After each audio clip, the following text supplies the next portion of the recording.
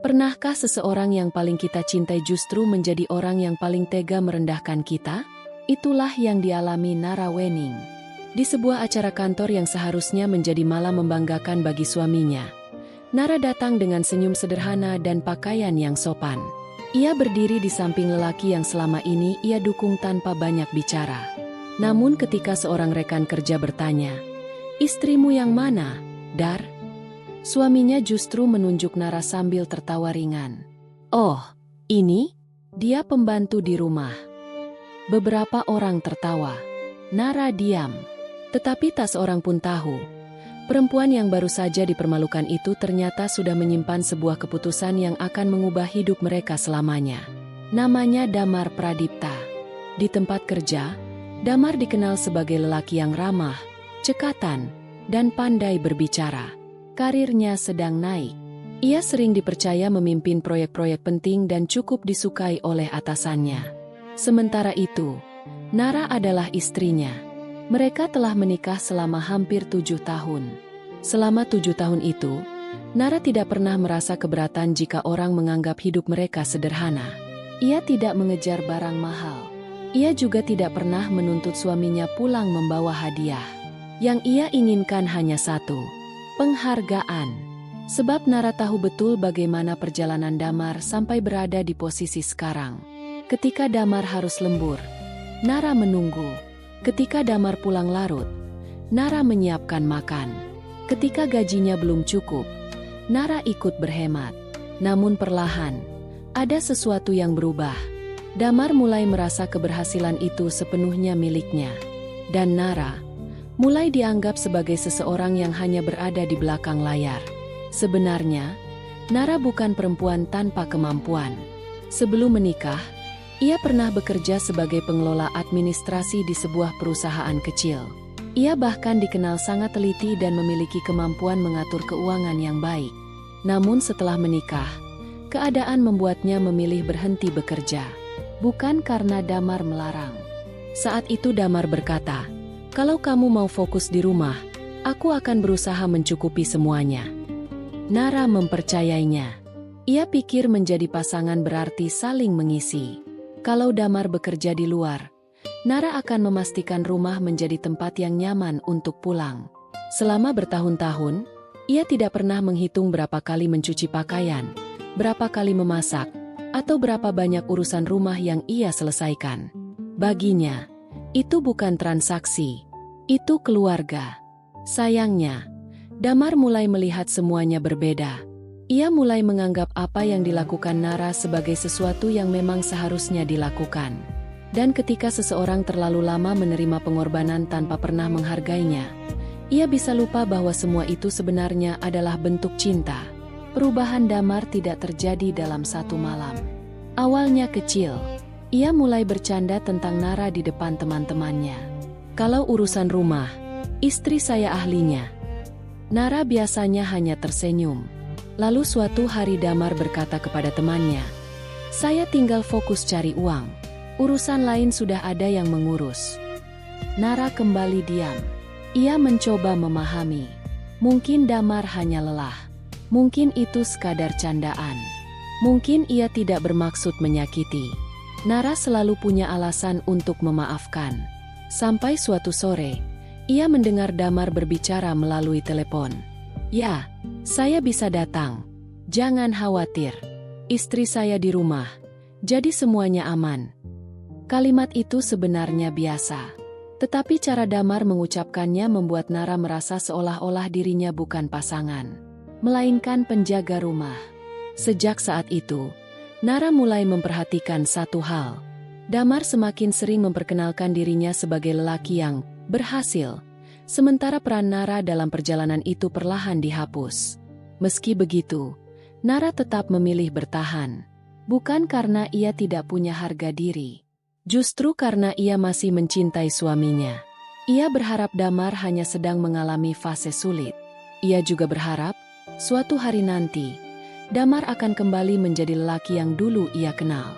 Lelaki yang pernah menggenggam tangannya saat mereka belum punya apa-apa. Lelaki yang pernah berkata, "Kalau nanti kita berhasil, aku tidak akan pernah melupakan kamu." Kalimat itu masih diingat Nara. Sayangnya, manusia kadang berubah ketika keadaan berubah. Dan Damar sedang menikmati fase ketika banyak orang mulai memujinya. Sampai akhirnya, datanglah undangan acara kantor. Damar mendapat penghargaan atas keberhasilannya menyelesaikan sebuah proyek besar. Ia meminta Nara datang. "Temani aku." "Ya," katanya. Nara tersenyum. Tentu saja ia datang. Ia bahkan menyiapkan pakaian terbaik yang ia punya. Tidak berlebihan.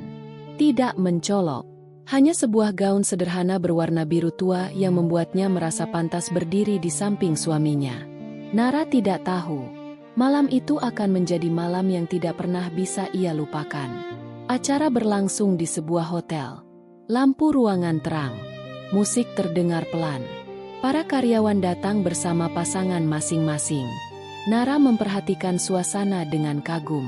Ia senang melihat Damar dihargai. Ketika nama Damar disebut sebagai salah satu orang yang berkontribusi besar dalam proyek perusahaan, Nara bertepuk tangan paling keras. Matanya bahkan berkaca-kaca.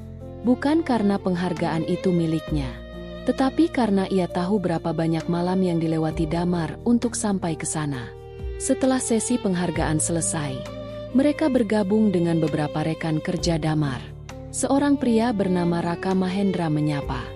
"Dar, akhirnya ketemu juga sama istrimu." Damar tertawa. Nara tersenyum sopan. Raka kemudian menoleh kepada Nara. "Bu Nara, ya?" Nara mengangguk. "Iya."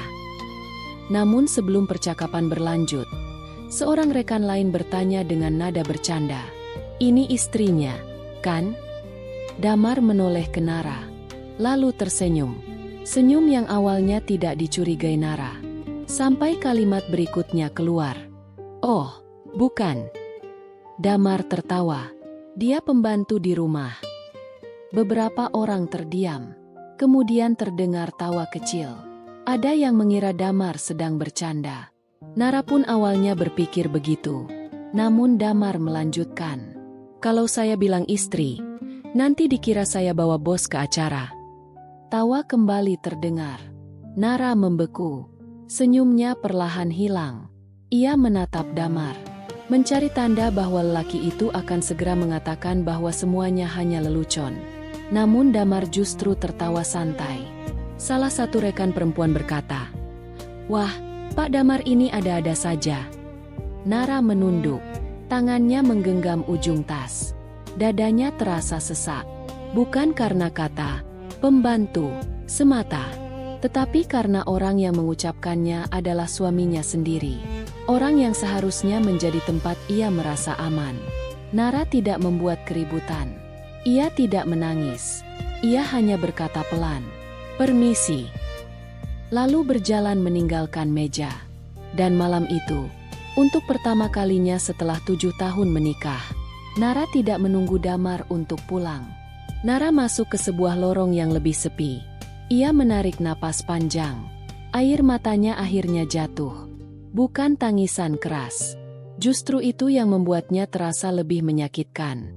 Ia bertanya kepada dirinya sendiri, "Selama ini aku ini apa?" Ia mengingat semua hal yang pernah dilakukan untuk Damar. Saat Damar sakit, siapa yang menjaga? Saat Damar tidak punya cukup uang, siapa yang ikut menghemat? Saat Damar gagal mendapatkan promosi, siapa yang menguatkan? Saat Damar kehilangan kepercayaan dirinya, siapa yang berkata bahwa ia masih mampu? Nara tidak pernah meminta penghargaan. Ia bahkan tidak pernah meminta Damar menceritakan semua pengorbanannya kepada orang lain. Tetapi disebut pembantu, di depan rekan kerja, itu bukan lagi candaan. Itu penghinaan. Beberapa menit kemudian, Damar menyusul. "Nara." Nara menghapus air matanya. "Apa? Kamu serius marah?" Pertanyaan itu membuat Nara terdiam. Damar menghela napas. "Kan cuma bercanda." Nara menatapnya lama, lalu bertanya, "Kalau memang bercanda, kenapa yang dijadikan bahan bercandaan adalah harga diriku?" Damar tidak langsung menjawab. Damar akhirnya berkata, "Kamu terlalu sensitif. Kalimat itu justru lebih menyakitkan. Karena bagi Damar, masalahnya bukan penghinaan yang ia lakukan. Masalahnya adalah Nara tersinggung. Nara mengangguk pelan. Baik. Hanya itu. Damar mengira persoalan selesai. Ia bahkan kembali ke ruangan untuk melanjutkan acara. Namun Nara memilih pulang. Malam itu, ia memesan kendaraan dan kembali ke rumah seorang diri. Sesampainya di rumah, Nara tidak langsung tidur. Ia duduk di ruang tamu dalam keadaan lampu redup. Di depannya ada sebuah kotak kayu kecil. Kotak yang selama ini menyimpan berbagai dokumen. Ia membukanya. Di sana ada catatan keuangan lama, bukti transfer, dokumen pembelian rumah, catatan pinjaman, dan sebuah buku kecil yang pernah ia gunakan untuk mencatat pengeluaran keluarga. Nara membaca satu persatu. Ternyata selama bertahun-tahun, ia tidak hanya mengurus rumah, ia juga ikut menjaga kestabilan keuangan keluarga. Ada uang tabungan miliknya yang digunakan saat Damar memulai pekerjaan. Ada sejumlah aset kecil yang ia beli sebelum menikah. Dan ada satu dokumen yang membuat Nara berhenti. Dokumen itu berkaitan dengan rumah yang mereka tempati. Nara menatapnya lama. Kemudian sesuatu muncul dalam pikirannya. Sebuah keputusan. Keesokan paginya, Damar pulang. Ia masuk rumah dengan wajah biasa. Nara, kamu masih marah? Nara sedang membuat teh. Ia tidak menoleh. Aku tidak marah. Lalu, aku sedang berpikir. Damar duduk. Kamu mau membahas soal semalam lagi? Nara meletakkan cangkir di meja. Tidak. Damar mengernyit. Terus. Nara menatapnya. Aku cuma ingin tahu satu hal. Apa? Kalau suatu hari aku tidak lagi melakukan semua yang selama ini kulakukan, apakah kamu masih akan menganggap aku tidak punya nilai? Damar tertawa kecil. Kamu ngomong apa, sih? Nara tersenyum tipis. Tidak apa-apa. Hari itu Nara tidak bertengkar, tidak menuntut permintaan maaf, tidak pula mengancam. Ia hanya mulai berubah. Dan perubahan itu justru membuat Damar tidak menyadarinya. Nara mulai mencatat semua pengeluaran. Ia memeriksa kembali dokumen-dokumen keluarga. Ia menghubungi seorang teman lama bernama Livia Arundhati, yang dahulu bekerja bersamanya. Livia terkejut saat menerima telepon. Nara, kamu mau kerja lagi? Nara terdiam beberapa detik, lalu menjawab, aku belum tahu. Tapi, aku rasa sudah waktunya aku mengingat siapa diriku sebelum menjadi istri seseorang. Livia adalah orang pertama yang menyadari perubahan Nara. Mereka bertemu di sebuah kedai kecil. Livia mendengarkan cerita Nara tanpa menyela. Ketika Nara selesai, Livia hanya berkata, kamu tidak harus membalas penghinaan dengan penghinaan. Nara mengangguk. Aku tahu. Kalau begitu, apa yang ingin kamu lakukan? Nara menatap meja. Aku ingin berdiri lagi. Berdiri bagaimana? Dengan kakiku sendiri. Livia tersenyum. Ia kemudian menawarkan Nara pekerjaan sebagai konsultan administrasi lepas di tempat ia bekerja. Pekerjaan itu tidak langsung menghasilkan banyak uang, tetapi Nara menerimanya. Untuk pertama kalinya setelah bertahun-tahun, ia kembali membuka laptop, membuat laporan, mengatur dokumen, dan menyelesaikan pekerjaan profesional. Ternyata kemampuannya belum hilang. Bahkan sebaliknya, ia masih sangat baik. Dalam beberapa minggu, Nara mendapatkan beberapa klien. Penghasilannya mulai bertambah. Ia tidak menceritakan semuanya kepada Damar. Bukan karena ingin menyembunyikan sesuatu, tetapi karena untuk pertama kalinya, Nara ingin memiliki ruang yang hanya menjadi miliknya. Sementara itu, Damar masih menjalani hidup seperti biasa. Ia mengira istrinya sudah melupakan kejadian malam itu. Padahal sebenarnya, Nara sedang mempersiapkan hidup baru. Beberapa bulan berlalu. Nara semakin sibuk. Rumah tetap bersih. Makanan tetap tersedia. Tetapi kini ia tidak lagi melakukan semuanya seorang diri. Ia menggunakan sebagian penghasilannya untuk membayar jasa bantuan rumah tangga beberapa kali dalam seminggu. Ketika Damar bertanya, "Kenapa sekarang kamu pakai orang untuk bantu rumah?" Nara menjawab santai, "Karena waktuku berharga." Damar terdiam. Ia tidak terbiasa mendengar Nara berbicara seperti itu. Sementara itu, pekerjaan Nara semakin berkembang. Livia mengajaknya bergabung sebagai partner untuk menangani beberapa usaha kecil. Nara mulai bertemu banyak orang. Ia mulai memakai pakaian kerja lagi, mulai menghadiri pertemuan, mulai berbicara dengan percaya diri. Dan perlahan, ia menemukan sesuatu yang selama ini hilang, dirinya sendiri. Namun konflik belum selesai, karena suatu hari, Damar mengetahui bahwa penghasilan Nara ternyata mulai cukup besar. "Kenapa kamu tidak pernah cerita?" Nara menjawab, "Aku tidak merasa perlu menjelaskan setiap langkah yang kulakukan." Damar tersinggung. "Kita suami istri." Nara menatapnya. "Benar." Lalu ia menambahkan, "Justru karena kita suami istri, seharusnya kamu tahu cara menghargai aku." Damar mulai merasa posisinya terancam. Selama ini ia terbiasa menjadi orang yang paling dominan dalam rumah. Ia merasa dirinya pencari nafkah. Namun sekarang, Nara mulai mandiri. Damar bahkan mulai bertanya tentang rekening. "Kamu punya tabungan berapa?"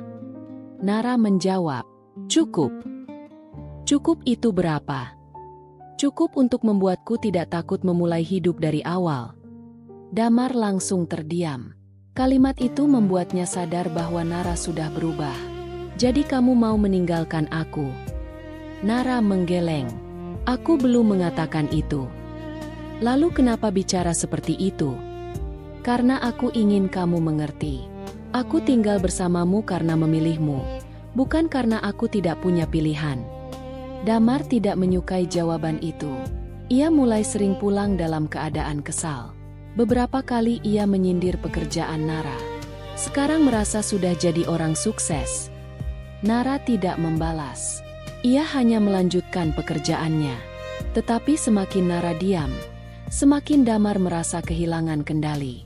Sampai suatu hari, datanglah sebuah undangan yang kembali mempertemukan mereka dengan orang-orang dari kantor Damar. Sebuah acara besar. Dan kali ini, Nara datang bukan sebagai istri yang berdiri di belakang suaminya. Ia datang sebagai profesional. Di acara itu, Damar terkejut melihat Nara mengenakan pakaian kerja yang elegan. Ia datang bersama Livia. Beberapa orang mengenalinya. "Bu Nara? Wah, ternyata ibu bekerja di bidang ini." Nara tersenyum. "Iya." Seorang tamu bertanya, "Perusahaannya apa?" Nara menyebut nama usaha yang sedang ia bangun bersama Livia. Percakapan berlangsung hangat. Namun dari kejauhan, Damar memperhatikan. Wajahnya berubah. Raka, rekan kerja yang dulu hadir saat Nara dipermalukan, datang menghampiri. "Bu Nara, saya baru tahu." Nara tersenyum. "Baru mulai lagi." Raka mengangguk. "Saya ingat waktu itu." Nara terdiam. Raka tampak tidak nyaman. "Saya sebenarnya ingin minta maaf." Nara menggeleng. "Bukan Anda yang harus meminta maaf." Raka menghela napas. "Saya tahu." Ia menatap Damar yang berdiri beberapa meter dari sana. "Malam itu saya pikir Pak Damar bercanda." Nara tersenyum tipis. "Aku juga berharap begitu." Raka menunduk. Tapi ternyata tidak. Nara tidak menjawab, karena ada luka yang tidak perlu dijelaskan kepada orang yang sudah mengerti. Malam itu, Damar akhirnya mendekati Nara. "Kita bicara." Nara mengangguk. Mereka pergi ke area yang lebih tenang. Damar langsung berkata, "Kamu sengaja melakukan ini?" "Enggak." "Kamu sengaja menunjukkan pekerjaanmu di depan teman-temanku?" "Enggak." "Lalu kenapa?" Nara menatapnya. "Karena aku memang bekerja." Damar terdiam. "Aku cuma tidak terbiasa melihatmu seperti ini." "Seperti apa?" "Seperti tidak membutuhkan aku." Nara menghela napas. Aku tidak pernah tidak membutuhkanmu. Lalu, aku hanya tidak ingin bergantung padamu sampai aku kehilangan diriku sendiri. Damar menunduk. Untuk pertama kalinya, ia tidak punya jawaban cepat. Nara melanjutkan. Damar, aku tidak ingin membalasmu dengan mempermalukanmu. Aku tidak akan memperkenalkanmu sebagai suami yang tidak berguna. Aku tidak akan melakukan hal yang sama. Kenapa? Karena aku tahu rasanya dipermalukan oleh orang yang seharusnya menjaga kita. Damar terdiam. Kalimat itu menancap jauh lebih dalam daripada kemarahan. Namun Damar masih belum sepenuhnya berubah. Ia masih menyimpan ego. Dan ego itu akan membuat konflik mereka semakin panjang. Beberapa minggu setelah acara itu, masalah baru muncul. Damar mendapat kabar bahwa perusahaan tempatnya bekerja akan melakukan evaluasi besar. Proyek yang sebelumnya ia banggakan ternyata memiliki masalah administrasi. Beberapa dokumen tidak tertata. Beberapa laporan keuangan tidak sinkron. Dan seseorang harus bertanggung jawab. Damar mulai panik. Ia membawa pekerjaan ke rumah. Malam demi malam, ia duduk di depan laptop. Nara melihatnya. Dulu, ia pasti langsung membantu. Kini ia hanya bertanya, "Kamu baik-baik saja?" Damar menjawab singkat, "Bisa." Namun beberapa jam kemudian, Damar terlihat frustrasi. Ia membanting pulpen ke meja. "Aku tidak tahu harus mulai dari mana." Nara diam. Damar menatapnya. "Kenapa kamu cuma diam?" "Karena kamu bilang bisa." Damar tersentak. Dulu, Nara selalu datang menyelamatkan. Kini tidak. Namun setelah beberapa saat, Nara tetap duduk di sampingnya. "Kalau kamu mau, aku bisa lihat." Damar ragu. "Aku tidak mau kamu menganggap aku tidak mampu." Nara menjawab, "Aku tidak pernah menganggap kamu tidak mampu." Lalu, "Aku cuma ingin kamu belajar meminta bantuan tanpa merendahkan orang yang membantumu." Damar terdiam. Kalimat itu membuat suasana menjadi sunyi. Akhirnya ia menggeser laptop. "Tolong lihat." Nara mulai membaca. Dan hanya dalam beberapa menit, ia menemukan sesuatu. "Damar." "Apa?" "Laporan ini tidak bermasalah di bagian angka." "Lalu?" "Masalahnya di sistem pencatatan." Nara menunjuk beberapa dokumen. Data dari 3 divisi masuk dengan format berbeda. Kalau digabung, pasti terjadi selisih. Damar mendekat. "Kamu yakin?" "Coba lihat." Damar memeriksa. Benar. Ia menatap Nara dengan heran. "Kamu masih ingat semua ini?" Nara tersenyum. "Aku pernah bekerja." Damar mengangguk perlahan. Malam itu mereka bekerja bersama sampai larut. Untuk pertama kalinya setelah sekian lama, mereka kembali terasa seperti tim. Namun pagi berikutnya, Damar melakukan kesalahan. Dalam rapat, ketika atasannya bertanya siapa yang membantu menemukan masalah tersebut, Damar menjawab, "Saya yang menemukan." Nara mengetahui hal itu dari Damar sendiri. Ia tidak marah. Ia hanya bertanya, "Kenapa kamu tidak bilang aku yang membantu?" Damar terdiam. "Aku tidak apa-apa." Nara berdiri. "Tapi sekarang aku mengerti." "Mengerti apa?" "Bahwa masalah kita bukan cuma satu kalimat di acara kantor." Damar menatapnya. Nara melanjutkan. "Masalahnya adalah kamu selalu merasa keberhasilanku akan mengurangi keberhasilanmu."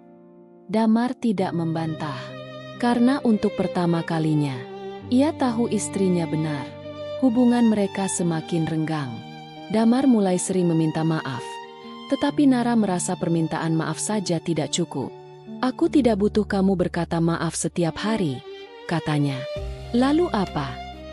"Perubahan." Damar mengangguk. Namun perubahan tidak mudah.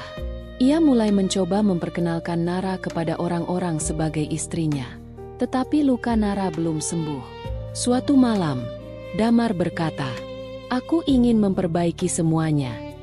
Nara menjawab, Kalau begitu, jangan lakukan karena takut kehilangan aku. Terus, lakukan karena kamu sadar aku pantas dihargai. Damar mengangguk.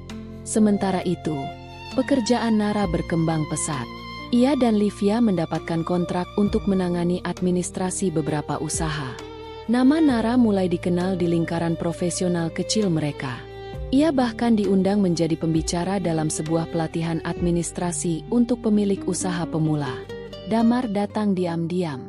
Ia duduk di belakang, melihat istrinya berbicara di depan banyak orang. Nara tidak lagi terlihat seperti perempuan yang menunduk di sudut ruangan. Ia percaya diri, tenang, dan mampu. Setelah acara selesai, Damar menunggu di luar. Bangga, katanya. Nara menatapnya. Terima kasih. Damar tersenyum. Aku baru sadar sesuatu. Apa? Aku pernah punya perempuan hebat di sampingku, tapi aku terlalu sibuk membuktikan bahwa aku hebat sendirian. Nara terdiam. Kali ini, ia melihat ketulusan di mata Damar. Namun masih ada satu hal yang belum selesai. Nara masih menyimpan dokumen rumah.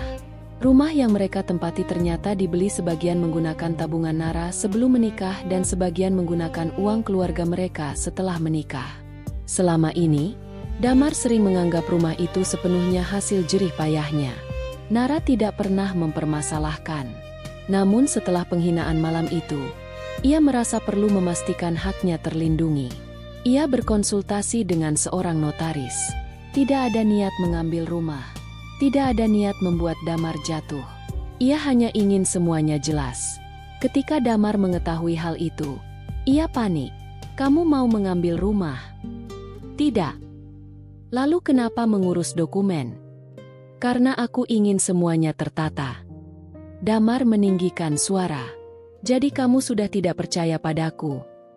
Nara menatapnya. Kepercayaan itu dibangun, Damar. Aku suamimu. Dan aku istrimu. Nara menarik napas. Kita tidak seharusnya menjadi dua orang yang saling takut kehilangan sesuatu. Kita seharusnya menjadi dua orang yang merasa aman untuk berbagi. Damar terdiam. Kali ini Nara tidak menangis. Ia sudah melewati tahap itu. Ia tidak lagi ingin menang dalam pertengkaran. Ia hanya ingin hidup dengan tenang. Namun Damar belum tahu bahwa keputusan terbesar Nara belum ia sampaikan. Aku ingin kita tinggal terpisah sementara. Damar menatapnya. Apa? Bukan bercerai. Lalu, aku ingin kita punya ruang untuk berpikir. Damar langsung menolak. Tidak. Nara mengangguk. Aku sudah menduga kamu akan bilang begitu. Karena aku tidak mau kehilangan kamu. Kalau begitu, tunjukkan. Damar terdiam. Aku sudah terlalu lama menjadi istrimu tanpa benar-benar merasa menjadi pasanganmu.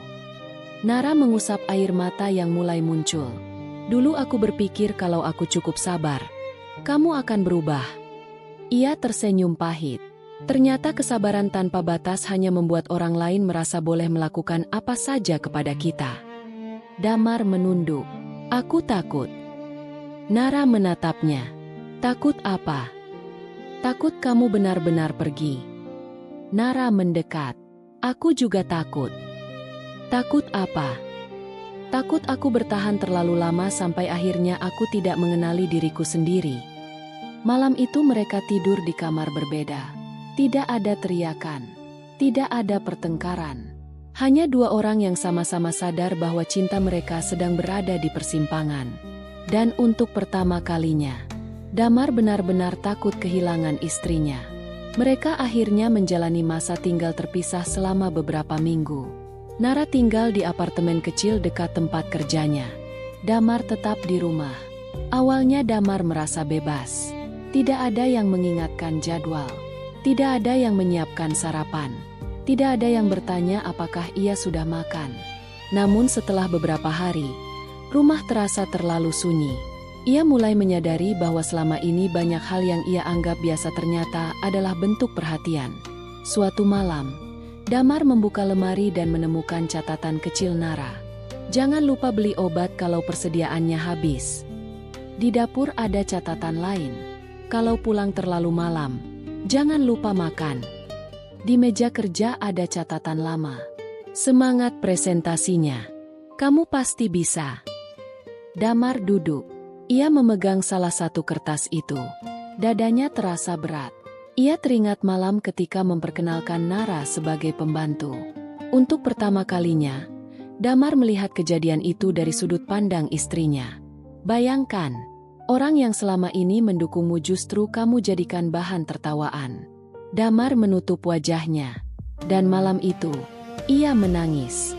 Bukan karena takut kehilangan kenyamanan, tetapi karena baru menyadari betapa dalam luka yang telah ia buat. Keesokan harinya, Damar menemui Raka.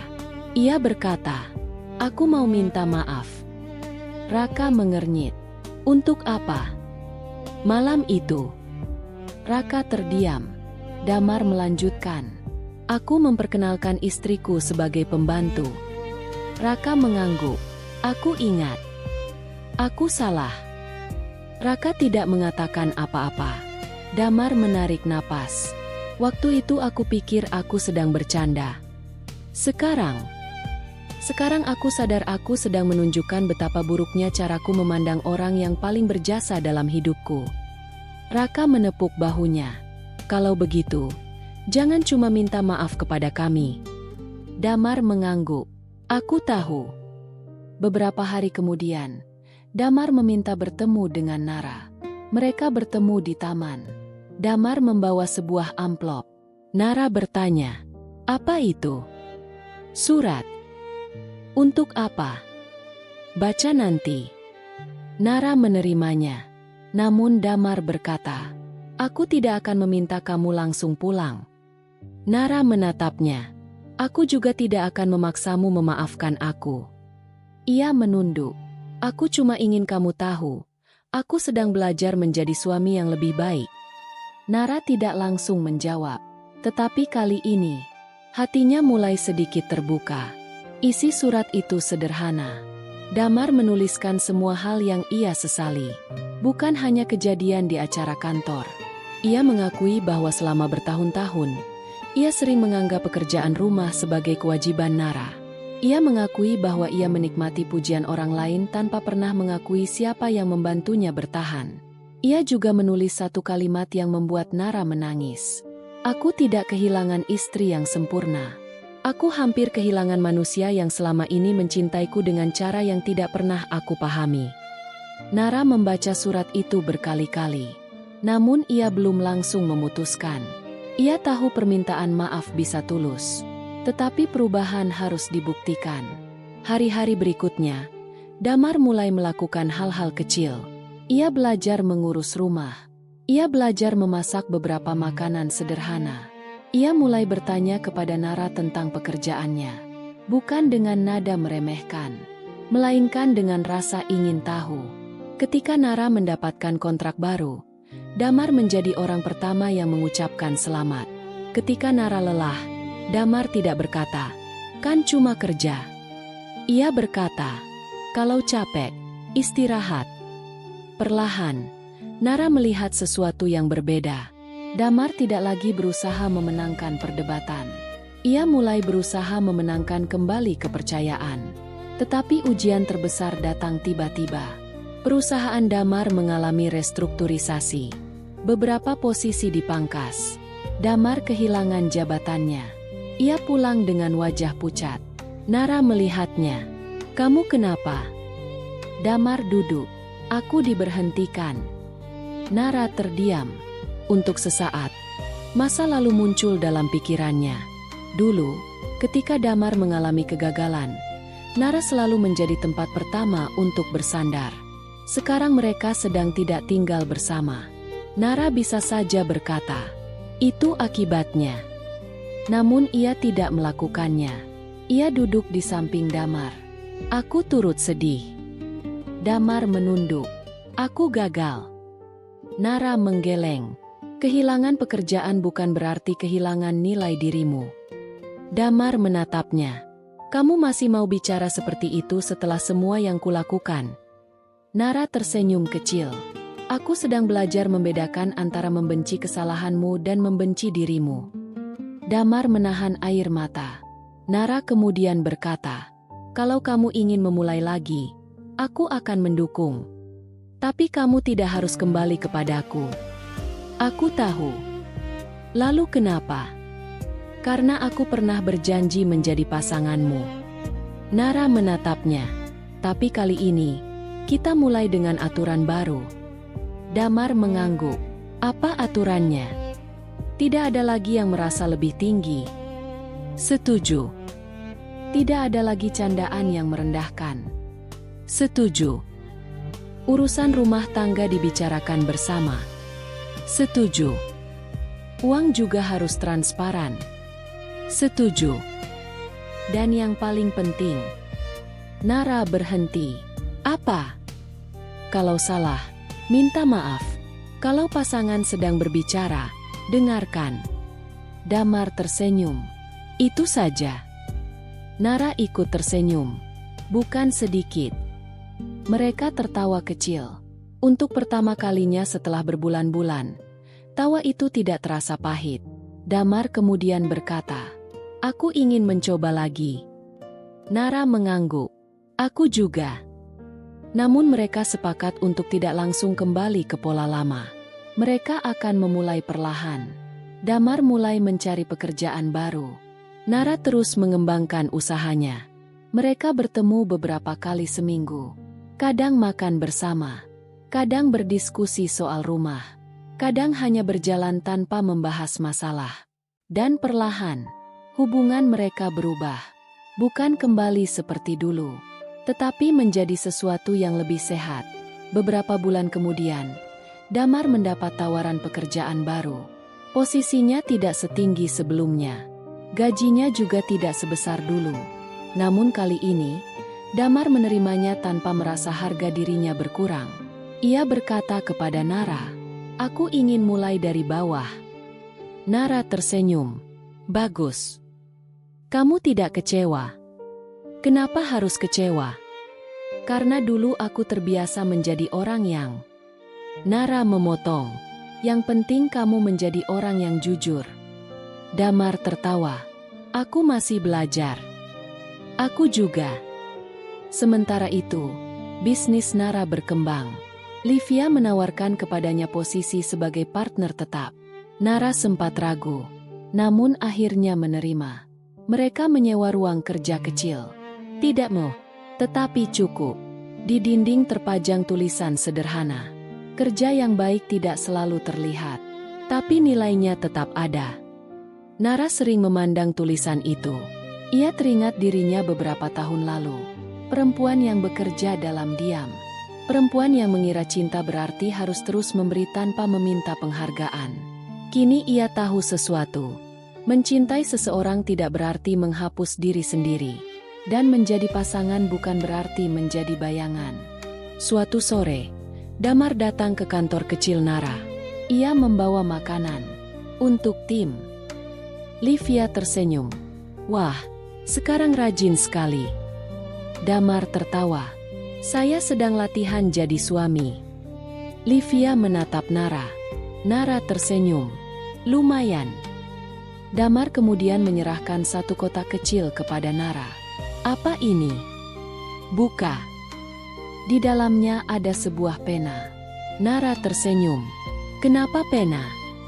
Karena aku tahu kamu suka mencatat. Nara memegangnya.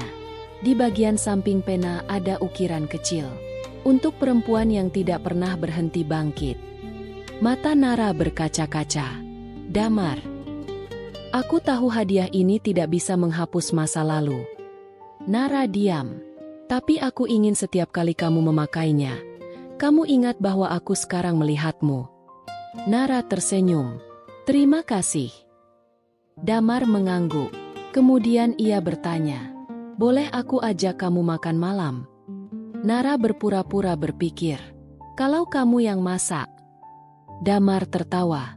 Jangan ekstrim. Mereka tertawa. Livia melihat keduanya dari kejauhan. Ia tahu perjalanan mereka belum sempurna.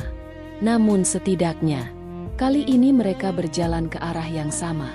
Setahun setelah kejadian di acara kantor itu, sebuah undangan kembali datang. Acara reuni perusahaan lama Damar. Nara sempat ragu untuk datang. Damar berkata, "Kalau kamu tidak nyaman, kita tidak perlu pergi." Nara menatapnya. "Aku mau datang." "Yakin?"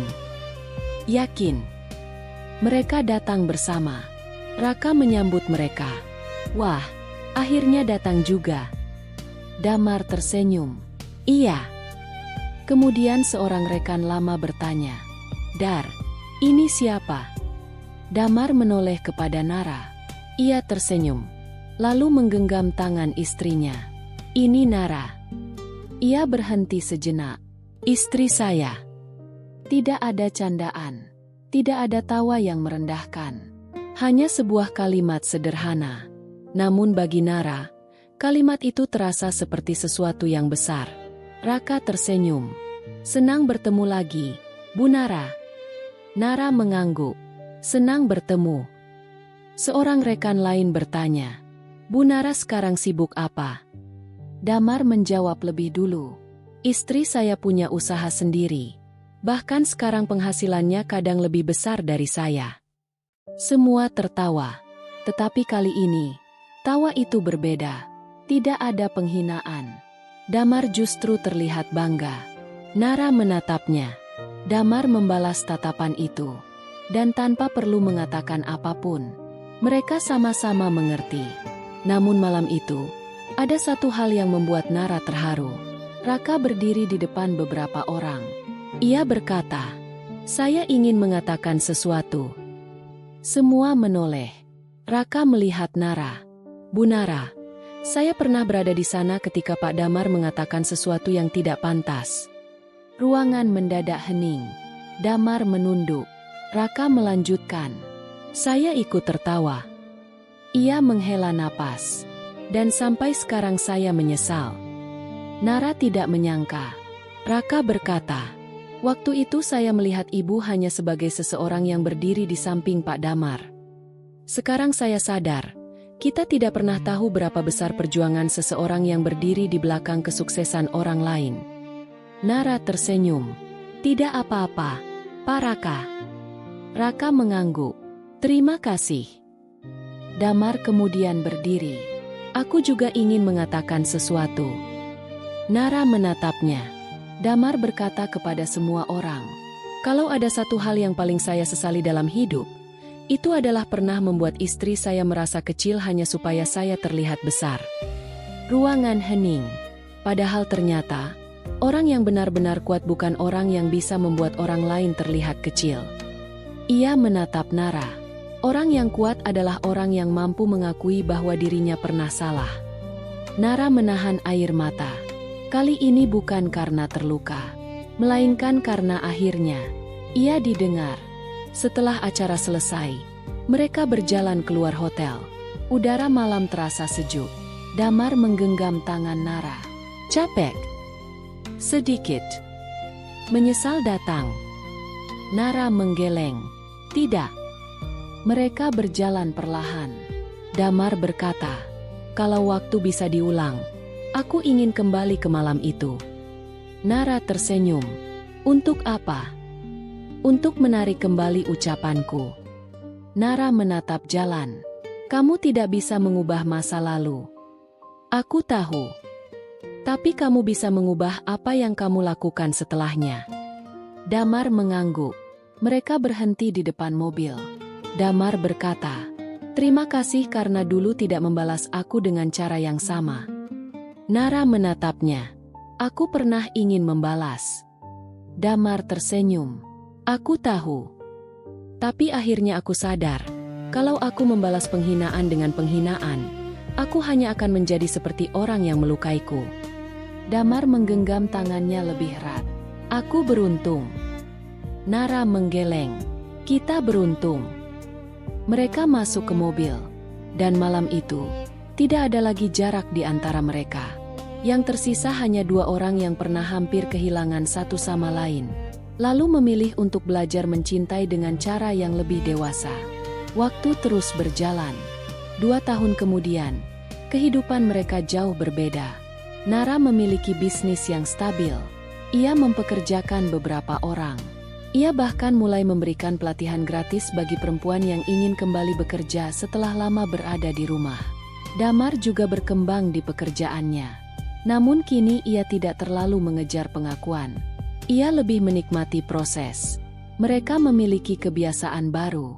Setiap akhir bulan, mereka duduk bersama dan membicarakan keuangan. Tidak ada lagi, ini uangku, dan itu uangmu. Mereka menggunakan istilah yang sama. Keuangan kita.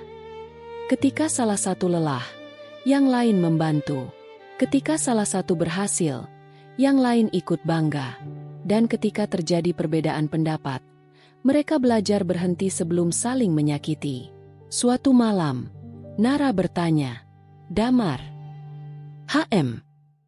menurutmu, kenapa kita bisa sampai sejauh ini?" Damar berpikir, "Karena kamu sabar." Nara menggeleng, "Bukan. Karena aku berubah. Sebagian." Lalu, Nara tersenyum, "Karena kita akhirnya sadar bahwa cinta saja tidak cukup." Damar menatapnya, "Cinta harus punya rasa hormat." Nara mengangguk, "Dan rasa hormat harus terlihat dari tindakan." Nara kemudian membuka album foto lama. Ada foto mereka saat baru menikah. Wajah mereka masih muda. Pakaian sederhana. Senyum lebar. Damar tertawa melihatnya. "Lihat rambutku." Nara ikut tertawa. "Kamu dulu lebih kurus." "Kamu juga." Mereka membalik halaman. Ada foto rumah pertama mereka. Ada foto ketika Damar mendapat pekerjaan. Ada foto ketika mereka merayakan ulang tahun pernikahan. Lalu Nara berhenti pada satu foto. Foto dirinya sedang menyiapkan makanan. Damar melihatnya. "Kamu masih ingat?" "Ingat. Aku dulu tidak pernah bilang terima kasih." Nara menggeleng. "Sekarang sudah." Damar memandang foto itu lama. "Aku berharap waktu itu aku tahu." Nara tersenyum. "Mungkin kita memang harus melewati semuanya untuk belajar." Damar mengangguk. Namun Nara kemudian berkata, "Tapi aku tidak berharap orang lain harus mengalami hal yang sama." Itulah alasan ia mulai memberikan pelatihan. Bukan untuk membuktikan dirinya lebih hebat, tetapi agar perempuan lain tahu bahwa pekerjaan di rumah tetap memiliki nilai. Dan seseorang tidak perlu kehilangan identitasnya hanya karena memilih menjadi pasangan dan ibu rumah tangga. Beberapa bulan kemudian, Nara mendapat kesempatan berbicara di sebuah acara komunitas. Tema acaranya sederhana, menghargai peran yang sering tidak terlihat. Damar hadir di barisan belakang. Nara berdiri di atas panggung. Ia bercerita tentang perjalanan hidupnya, tanpa menyebut nama. Tanpa membuka aib rumah tangga. Ia hanya berkata, "Kadang kita terlalu sibuk menghitung siapa yang menghasilkan uang paling banyak, sampai lupa menghitung siapa yang membuat kita mampu bekerja dengan tenang." Ruangan hening. Nara melanjutkan, "Tidak semua kontribusi terlihat dalam rekening." Beberapa peserta mengangguk. "Dan tidak semua orang yang bekerja di rumah berarti tidak bekerja." Damar menunduk. Nara kemudian tersenyum. "Namun ada satu hal yang juga ingin saya sampaikan." Ia berhenti. "Jangan menjadikan pengorbanan sebagai alasan untuk membiarkan diri sendiri terus disakiti." Ruangan semakin hening. Menjaga rumah tangga itu penting. Tapi menjaga harga diri juga penting. Damar melihat istrinya dengan mata berkaca-kaca. Ia tahu, kalimat-kalimat itu lahir dari pengalaman. Namun Nara tidak lagi berbicara sebagai korban. Ia berbicara sebagai seseorang yang sudah berdamai dengan masa lalu. Setelah acara selesai, seorang perempuan muda menghampiri Nara. "Bu, boleh saya bicara sebentar?" "Tentu." Perempuan itu berkata, "Saya pernah merasa tidak berguna karena tidak bekerja." Nara menggenggam tangannya. "Nilai dirimu tidak ditentukan oleh pekerjaan. Tapi keluarga saya sering meremehkan saya." Nara tersenyum. "Kalau begitu, Mulai dari satu hal. Apa? Belajar menghargai dirimu sendiri. Perempuan itu mengangguk. Kalau orang lain belum melihat nilaimu, bukan berarti nilai itu tidak ada. Damar mendengar percakapan tersebut. Saat mereka pulang, ia berkata, "Aku bangga sama kamu." Nara tersenyum. "Terima kasih. Aku dulu hampir menghancurkan perempuan seperti itu." Nara menatapnya. "Tapi kamu memilih berubah." Damar mengangguk. "Karena aku tidak mau lagi menjadi alasan seseorang merasa tidak berharga." Malam itu mereka pulang sambil berbicara tentang masa depan. Mereka ingin membuka program kecil untuk membantu pasangan muda belajar mengelola keuangan dan komunikasi rumah tangga. Tidak besar, tidak mewah, tetapi cukup untuk memberi manfaat. Beberapa tahun berlalu, Nara dan Damar tidak menjadi pasangan sempurna. Mereka masih pernah berbeda pendapat, masih pernah lelah, masih pernah salah paham. Namun sekarang ada satu perbedaan besar. Mereka tidak lagi menggunakan kelemahan pasangan sebagai senjata. Kalau Damar kecewa, ia bicara. Kalau Nara marah, ia bicara. Kalau salah satu terluka, mereka berhenti. Dan yang paling penting, tidak ada lagi penghinaan yang dibungkus sebagai candaan. Suatu pagi, Damar membuat sarapan. Nara masuk ke dapur. "Wah, rajin." Damar tersenyum. "Belajar."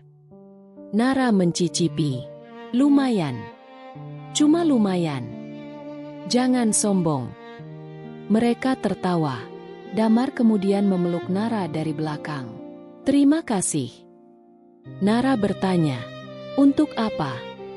"Untuk tetap memilihku." Nara terdiam, lalu berkata, "Aku memilih kita." Damar tersenyum. Kalimat itu sederhana. Namun itulah inti perjalanan mereka. Nara tidak kembali karena takut hidup sendiri. Damar tidak berubah karena takut kehilangan kenyamanan. Mereka memilih bersama karena masing-masing sudah belajar berdiri sendiri. Suatu malam, Damar mengajak Nara ke hotel yang sama tempat semuanya bermula. Nara heran. "Kenapa ke sini?" "Ada sesuatu." Mereka masuk ke ruangan yang sama. Kali ini suasananya lebih tenang. Damar membawa Nara ke tempat mereka pernah berdiri bertahun-tahun lalu. Ia menunjuk sebuah meja. "Di sini." Nara tahu, tempat itulah lokasi ia dipermalukan.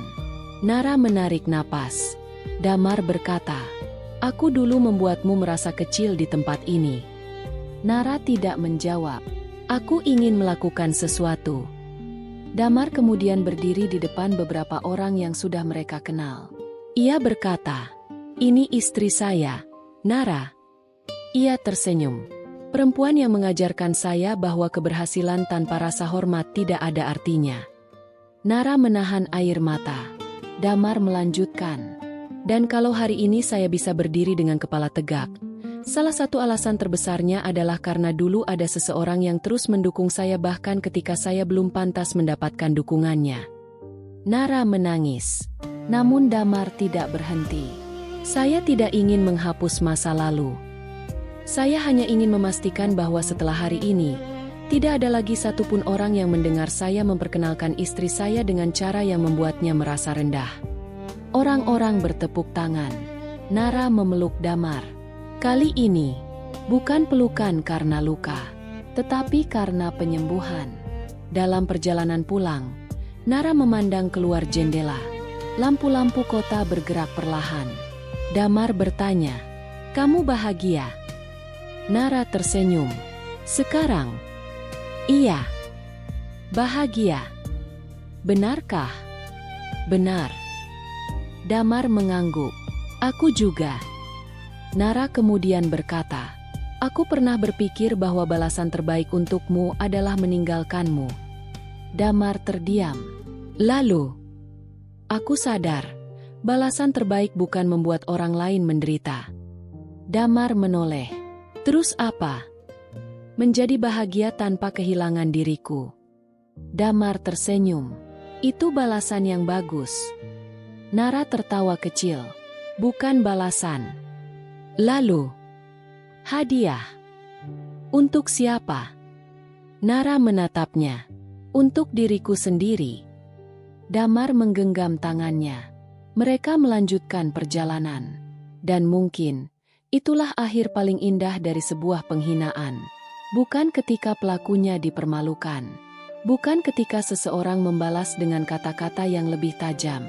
Tetapi ketika orang yang pernah diremehkan berhasil berdiri kembali. Bertahun-tahun kemudian, Nara masih mengingat malam itu. Bukan dengan rasa sakit, tetapi sebagai titik balik. Ia menyadari bahwa hidup kadang memberikan kita kejadian yang tidak pernah kita minta. Kita tidak bisa memilih bagaimana orang memperlakukan kita. Tetapi kita bisa memilih bagaimana kita memperlakukan diri sendiri setelah terluka. Nara memilih bangkit. Damar memilih berubah. Dan mereka menemukan satu hal penting. Pernikahan bukan tentang siapa yang paling berkuasa. Bukan tentang siapa yang menghasilkan uang lebih banyak. Bukan tentang siapa yang lebih banyak berkorban. Pernikahan adalah tentang dua orang yang bersedia saling menghormati, bahkan ketika tidak ada orang lain yang melihat. Pada akhirnya, Nara tidak membutuhkan Damar untuk mengakui bahwa dirinya berharga. Ia sudah tahu, namun pengakuan Damar tetap berarti. Karena manusia memang membutuhkan penghargaan dari orang yang dicintainya. Dan Damar akhirnya belajar bahwa kalimat sederhana seperti, "Terima kasih. Maaf. Aku bangga padamu." Kadang jauh lebih kuat daripada hadiah mahal apapun. Jika ada satu pelajaran dari kisah Nara dan Damar, mungkin ini. Jangan pernah meremehkan seseorang hanya karena pekerjaannya tidak terlihat. Jangan menganggap seseorang tidak berkontribusi hanya karena namanya tidak tercantum di slip gaji. Dan jangan pernah menjadikan orang yang mencintai kita sebagai bahan untuk membuat diri kita terlihat lebih hebat. Karena bisa jadi, orang yang kita anggap tidak penting itulah yang selama ini menjaga hidup kita tetap berdiri. Namun bagi siapapun yang pernah diperlakukan seperti Nara, ada pelajaran lain. Jangan buru-buru membalas. Bangun dirimu. Kenali nilaimu. Perbaiki hidupmu. Tetapkan batas. Dan jika seseorang benar-benar mencintaimu, beri ruang baginya untuk membuktikan perubahan melalui tindakan. Tetapi jika tidak, jangan takut memilih dirimu sendiri. Karena pergi dari sesuatu yang terus merendahkanmu bukan berarti gagal mempertahankan hubungan. Terkadang, itu adalah cara terakhir untuk menyelamatkan dirimu. Dan pada akhirnya, kebahagiaan Nara bukan karena Damar akhirnya mengakui dirinya. Kebahagiaannya datang karena ia akhirnya mengakui dirinya sendiri. Malam itu, sebelum tidur, Nara memandang Damar yang sudah terlelap. Ia tersenyum. Bukan karena masa lalu mereka sempurna. Justru karena mereka pernah hampir kehilangan semuanya. Tetapi memilih belajar. Nara tahu, luka lama mungkin tidak benar-benar hilang. Namun luka itu sudah berubah menjadi pelajaran. Dan mungkin, itulah bentuk kemenangan yang paling indah. Bukan ketika orang yang menyakiti kita jatuh, tetapi ketika kita mampu bangkit tanpa berubah menjadi orang yang sama buruknya. Nara pernah diperkenalkan sebagai pembantu. Namun bertahun-tahun kemudian, ia berdiri sebagai dirinya sendiri. Seorang istri, seorang profesional, seorang perempuan yang tahu nilainya. Dan yang paling penting, seorang manusia yang akhirnya bahagia. Kalau kisah ini menyentuh hati Anda, semoga apapun luka yang sedang Anda simpan hari ini, perlahan menemukan jalan untuk sembuh. Semoga Anda selalu dikelilingi orang-orang yang menghargai, bukan merendahkan. Dan semoga rumah yang Anda sebut tempat pulang benar-benar menjadi tempat hati Anda merasa aman. Jika Anda menikmati cerita ini, silakan dukung channel ini dengan like, subscribe, dan nyalakan notifikasi agar tidak ketinggalan kisah berikutnya. Terima kasih sudah mendengarkan sampai akhir. Semoga hari Anda dipenuhi ketenangan, rezeki yang cukup, kesehatan, dan orang-orang baik yang menghargai keberadaan Anda. Sampai jumpa di cerita berikutnya.